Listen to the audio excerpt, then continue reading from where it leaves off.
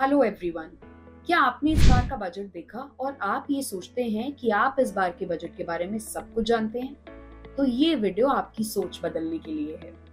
आज मैं इस वीडियो में आपको कुछ ऐसी मिथ्स बताने वाली हूँ जो हमें बजट से रिलेटेड होती हैं, और इतना ही नहीं, हम उन मिथ्स को डिबंक भी करेंगे। शुरू करते हैं सबसे पहली मिथ से।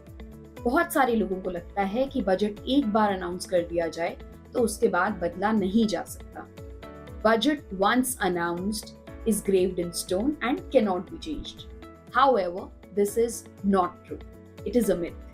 बजट को बार बार कितनी भी बार रिवाइज किया जा सकता है। इनफैक्ट बजट के मल्टीपल रिव्यूज होते हैं, जैसे कि supplementary review, mid year review, जिसमें बजट को रिवाइज या चेंज किया जा सकता है। पास्ट में ऐसा काफी बार हुआ है। 1991 में जब मनमोहन सिंह जी की सरकार थी, तो इकोनॉमिक लिबरलाइजेशन अनाउंस करने के बाद बजट को मल्टीपल टाइम्स रिवाइज किया गया। 2008 में पी चिदम्बरम जी जब फाइनेंस मिनिस्टर थे, तो ग्लोबल इकोनॉमिक क्राइसिस आने की वजह से उन्हें भी बजट को रिवाइज करना पड़ा। और कोविड के बजट के बारे में तो हम सब जानते हैं। जब कोविड आया, उसके बाद निर्मला सीतारमण जी को बजट को रिवाइज करना पड़ा। तो ये थी पहली मिथ। अब बात करते हैं दूसरी मिथ की। Budget is only prepared by the government. क्या आपको भी यही लगता है कि बजट केवल सिटिंग गवर्नमेंट ही बनाती है? तो ये एक मिथ है।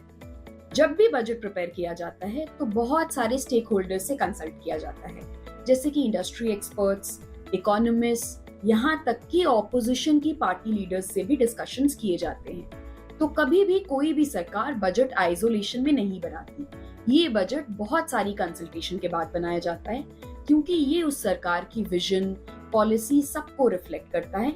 लेकिन इसके साथ साथ जरूरी होता है कि सभी लोगों को साथ लेकर चला जाए, और कंट्री की ग्रोथ और डेवलपमेंट को लेकर जो विजन है उसमें सबकी भागीदारी है। अब बात करते हैं तीसरी मिथ की। Government debt is always bad. जब भी हम बजट से रिलेटेड कोई भी न्यूज पढ़ते हैं या बजट स्पीच सुनते हैं, तो एक फिगर बताई जाती है हमें गवर्नमेंट डेट की, और ये सुनते ही हमें लगता है कि सरकार ने इतना कर्जा लिया है।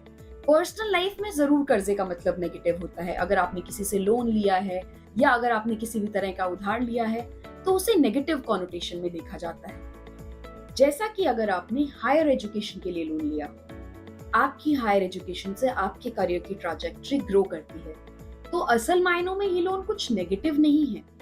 सिमिलरली, अगर सरकार ने एजुकेशन, इंफ्रास्ट्रक्चर जैसी चीजों में इन्वेस्टमेंट के लिए कर्जा लिया है, तो इसका कोई नुकसान नहीं बल्कि बहुत सारे फायदे हैं। जैसे कि बहुत सारे प्रोजेक्ट्स हैं जो पब्लिक डेट से फंड किए गए हैं, जैसे दिल्ली मेट्रो या सर्व शिक्षा अभियान। ये सब इकोनॉमी के लिए प्रोडक्टिव एसेट्स का क्रिएशन करते हैं। तो इसीलिए सरकारी कर्जा हमेशा खराब नहीं माना जाता। अब बात करते हैं फोर्थ मिथ के बारे में। All government revenue comes from taxes. अक्सर लोगों को लगता है कि गवर्नमेंट के रेवेन्यू का सोर्स टैक्सेस होता है। ये सच बात है कि अगर हम गवर्नमेंट के रेवेन्यू सोर्स का कॉम्पोजिशन देखें, तो उसमें टैक्सेस एक बहुत बड़ा कंपोनेंट होता है। लेकिन गवर्नमेंट के पास नॉन टैक्स रेवेन्यू सोर्सेस भी होते हैं। अब आप कहेंगे, क्या होते हैं ये नॉन टैक्स रेवेन्यू सोर्सेस?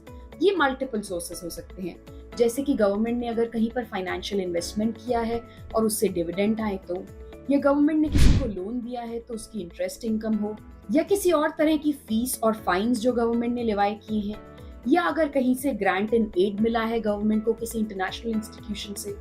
ये सारे sources non tax revenue sources होते हैं। तो अगर आपको भी ये मिथ था कि गवर्नमेंट के रेवेन्यू का सोर्स केवल टैक्स है, तो I hope it stands corrected now. अब बात करते हैं हम पांचवें मिथ के बारे में। ओनली वेल्दी पीपल पे टैक्सेस। जब भी बात होती है टैक्स रेट बढ़ जाने की, तो लोगों को लगता है कि इसका इम्पैक्ट हम पर तो आएगा ही नहीं, इसका इम्पैक्ट केवल अमीर लोगों पर आएगा। ये बात सच है कि इनकम टैक्स रेट्स चेंज होने से केवल उन टैक्स पेयर्स को फर्क पड़ता है जो डायरेक्ट टैक्सेस पे करते हैं, मतलब जो एक्चुअल में इनकम टैक्स पेइंग ब्रैकेट में आते हैं। लेकिन बहुत सारे लोग ये बात भूल जाते हैं कि इनडायरेक्ट टैक्सेस का इम्पैक्ट सब पर आता है। जीएसटी सबको पे करना पड़ता है। तो ऐसा नहीं है कि सिर्फ वेल्दी लोग टैक्स पे करते हैं। चाहे आप नमक खरीद रहे हैं या कपड़ा खरीद रहे हैं, हर तरीके के प्रोडक्ट्स जिन पर इनडायरेक्ट टैक्सेस लगाए होते हैं, उनका इम्पैक्ट आप पर आता है। और आज की इस वीडियो की आखिरी में, budget is only about numbers and financial figures. क्या आपको भी यही लगता है कि बजट सिर्फ फाइनेंशियल फिगर्स के बारे में होता है? गवर्नमेंट कितना पैसा किस स्कीम पर खर्चने वाली है, गवर्नमेंट का टैक्स रेट क्या होगा, गवर्नमेंट कौन से सेक्टर को प्रमोट कर रही है? लेकिन अगर आप ध्यान से सोचेंगे तो आप पाएंगे कि बजट गवर्नमेंट की प्रायोरिटीज को भी डिफाइन करता है। जैसे कि हमने देखा कि इस बार गवर्नमेंट की प्रायोरिटी में युवा, महिलाएं, ट्राइबल जनजातियां, ये सब रहे हैं। हमने देखा कि कुछ स्पेसिफिक सेक्टर्स को गवर्नमेंट ने बूस्ट देने का प्लान किया है। हमने देखा कि गवर्नमेंट ने स्किल डेवलपमेंट पर स्पेशल एम्फेसिस दिया है। वर्किंग वुमेन के लिए हॉस्टल्स, क्रैश सर्विसेज, इन सब की बात की है ताकि विमेन का लेबर फोर्स पार्टिसिपेशन रेट बढ़ाया जा सके। बजट सरकार की प्रायोरिटीज बताता है। बजट बताता है कि ये सरकार देश रूपी नाव को किस डायरेक्शन में ले जाने वाली है। कमेंट सेक्शन में जरूर बताइएगा कि आज इस वीडियो को देखकर आपकी कौन सी मिथ बस्ट हुई। जुड़े रहिए मेरे चैनल से ऐसे ही और इंटरेस्टिंग कंटेंट के लिए। Do not forget to like, share and subscribe. Thank you.